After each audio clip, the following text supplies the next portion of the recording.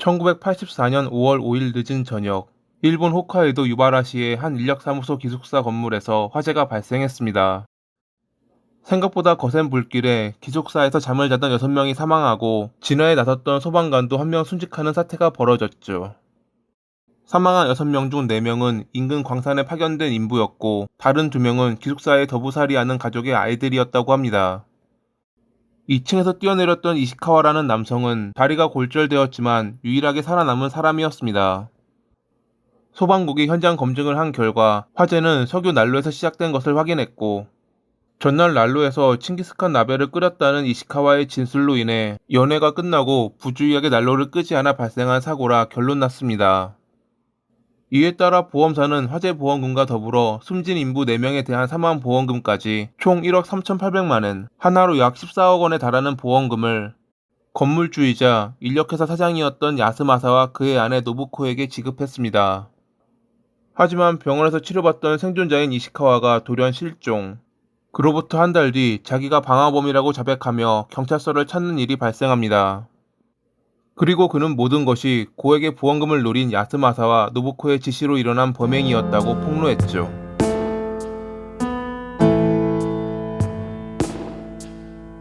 1943년에 홋카이도 사마니군에서 태어난 야스마사는 어릴 때부터 강도질을 비롯해 여러 문제를 일으키고 다닌 남성이었습니다.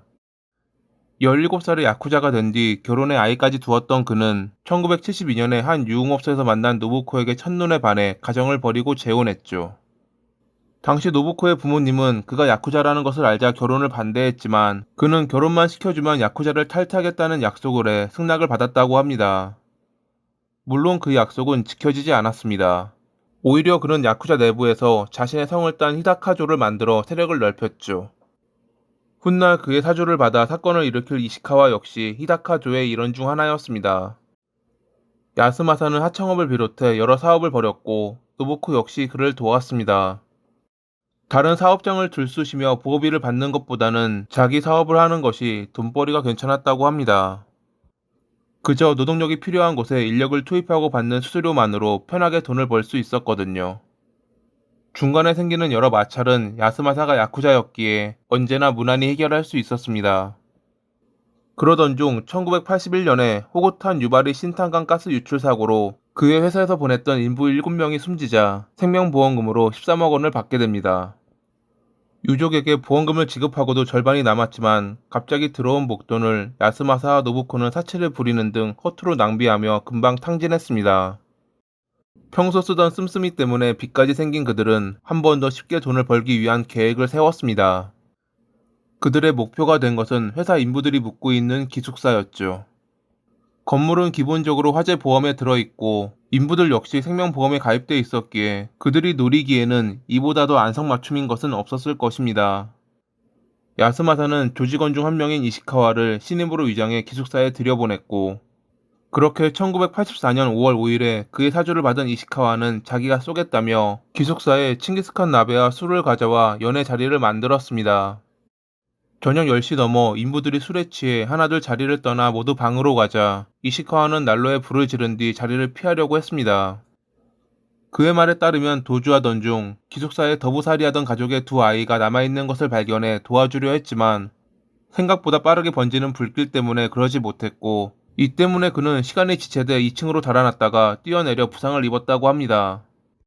처음 야스마사는 그에게 5천만 원의 보상금을 주겠다고 했지만 범행 이후 그가 받은 돈은 겨우 750만 원.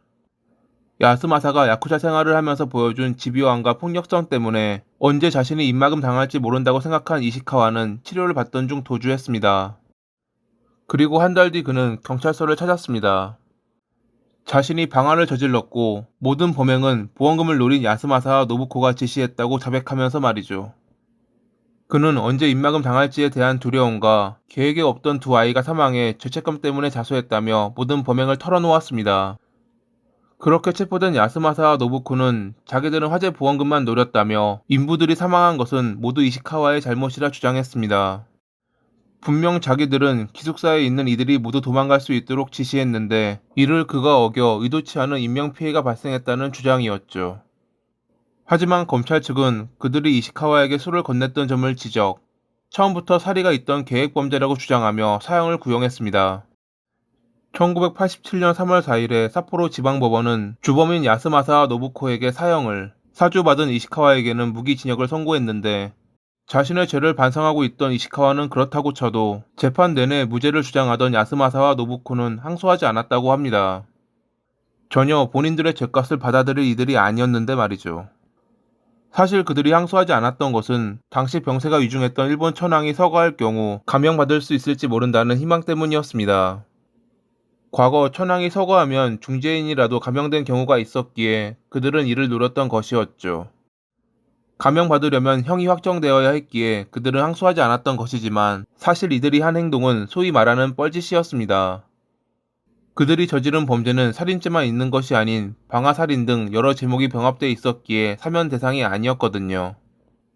뒤늦게 이를 알게 돼 항소심을 제기하려 했지만 삿포로 고등법원은 그들의 신청을 거부했고, 1997년 8월 1일에 부부는 사이좋게 형이 집행되며 생을 마감했습니다. 여담으로 화재가 발생했던 기숙사 인근은 그대로 방치되어 공터로 남아있고, 지금은 폐허 마니아들에게 인기 있는 장소가 되었다고 합니다. 돈 때문에 나쁜 짓을 일삼고 더 나아가 사람의 목숨까지 앗아갔던 야스마사와 노부코.